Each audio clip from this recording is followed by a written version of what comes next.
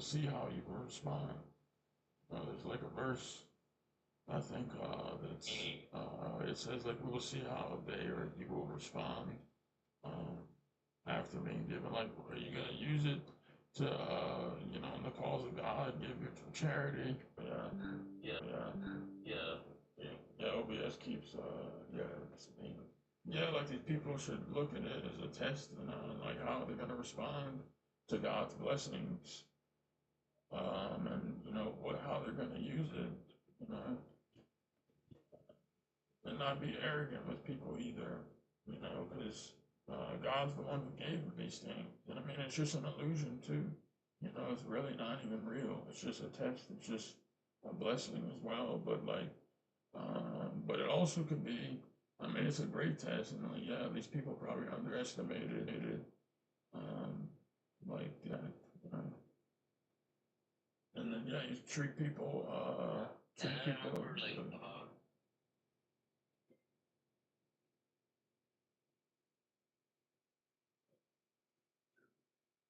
Yeah.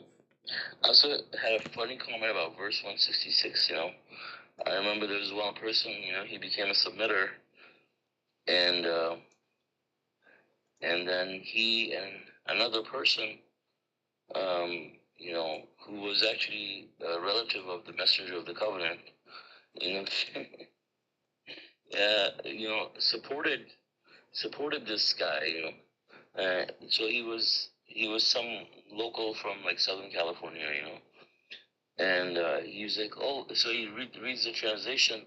He said, it says, it says 166 said, be you despicable apes, and he says, so these people actually turned into apes, and we're like, no, it doesn't say that. Like in another verse also, it says, be you as despicable as apes, you know.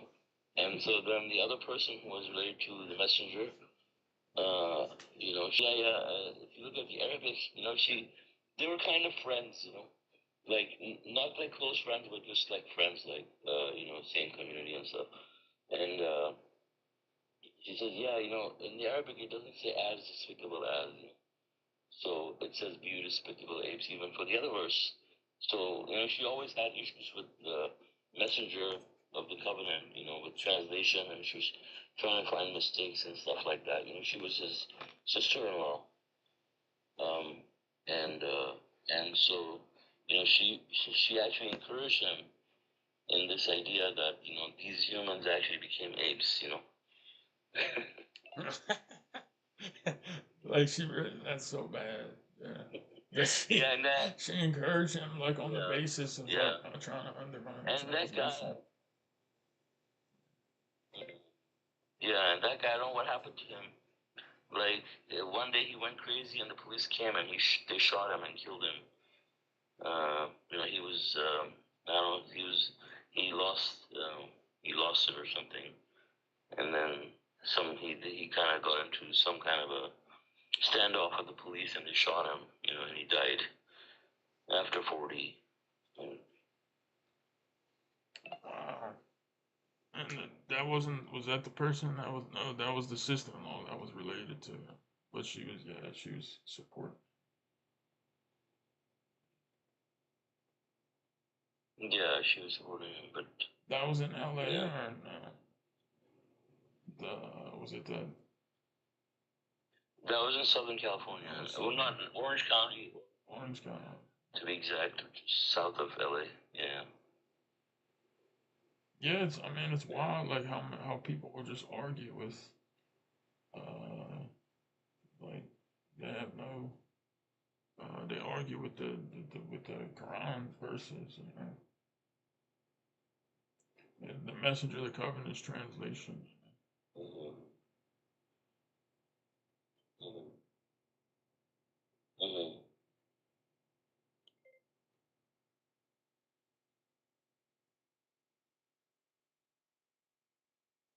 Yeah, I think that was submission.org. So. But it's the people that were closest to him, like his son, and then these other people should, be, a good example for the community.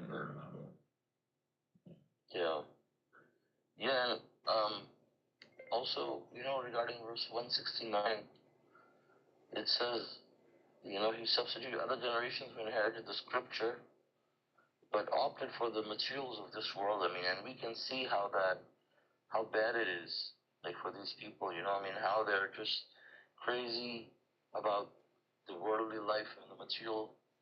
They're famous around the world for their greed for money, and this is exactly how they were from the beginning. It's like the people changed, new people came, but their characters are the same, It's like they learn from each other. They're just naturally wicked people getting born in wicked households. Like, how does it work? It's like they've been teaching themselves how to be that way. They made it acceptable in their societies to be like that, And they bent their religious laws around it too, to be able to cheat other people and deceive people. And the entire philosophy is based on deception. When it comes to making money.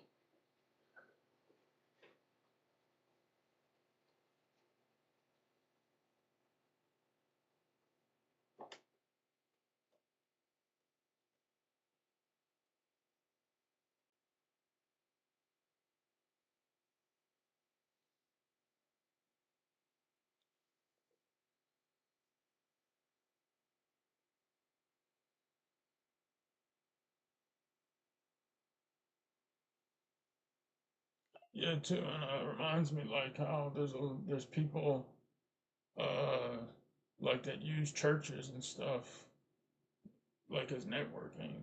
Like they're bad enough like worshiping the idols. That's kind of what maybe I wasn't explaining it right, but like it's double as bad or triple as bad, like multiply manifold that they're not even just doing that, but they're not even being like they're just doing it for their money, like their social function connections, like, oh, you have this business, well, give me this business and I'll be your friend at church and then do these little activities. Like this happens a lot and I see it a lot. I used to see it a lot, and I just see from acquaintances of friends or whatever, or this, relatives. Like they're just opting for these materials. Like they don't even take their idols seriously. Like, it's crazy. Yeah, many people just go to church and find a spouse, Yeah, yeah. But yeah, that also highlights another issue with humans. That also highlights another issue with humans. Like why why are you doing like even going to, oh, well, their priorities are mixed up. Like they should be.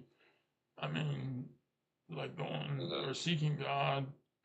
I mean, like going or seeking God, God willing, not in these idol worshiping churches, but like it should be for strictly for their own, like soul and for their own salvation to return to God. And you don't worry about these other things, they'll be, and it's already been written too, God will help you, but it's like they're doing it backwards, their priorities are mixed up. Yeah.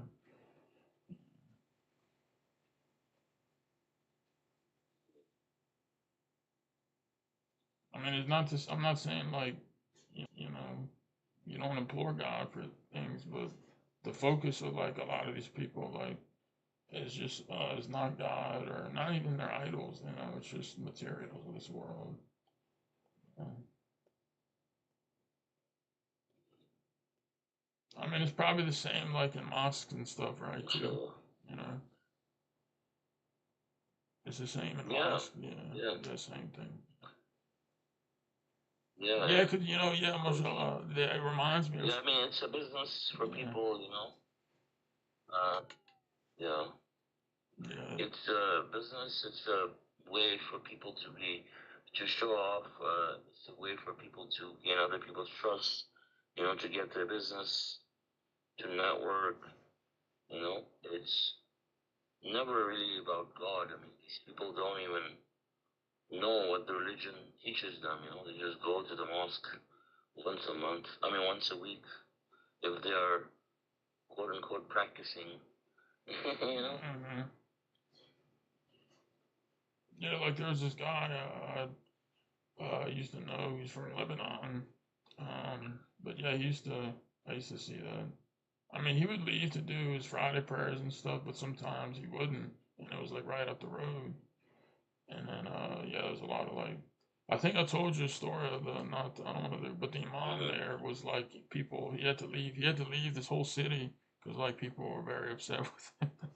I think I told you a while back, like, but yeah, these people don't just doing worldly things, you know. Like that's their mission or their Mm-hmm. priority. Yeah. Yeah, God says that, you know, the only people who will become submitters are people who believe in the hereafter, really. You know, people who truly believe in the hereafter, you know, they will accept the truth, they'll listen to the truth, they'll hear it. I mean, most of these people are not, they may say that they believe in the hereafter, but they're just offering lip service.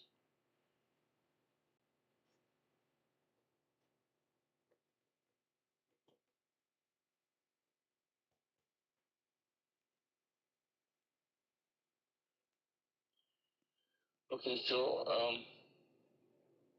anyone, you guys have any off-topic questions? If not, no questions about the verses, maybe we can talk about Chris, brother, brother Jaffer, brother John.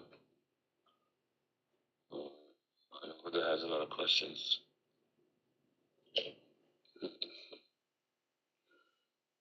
Okay. All right. So I guess if no one has any questions, God willing, we can conclude our study for today. Thank you all for joining us. Thank you, Brother John, for leading the study. God willing, our next English Quran study would be on Saturday at 9:30 a.m. Pacific time. God bless you all. Assalamu alaikum. Assalamu alaikum. God bless everybody. Assalamu alaikum.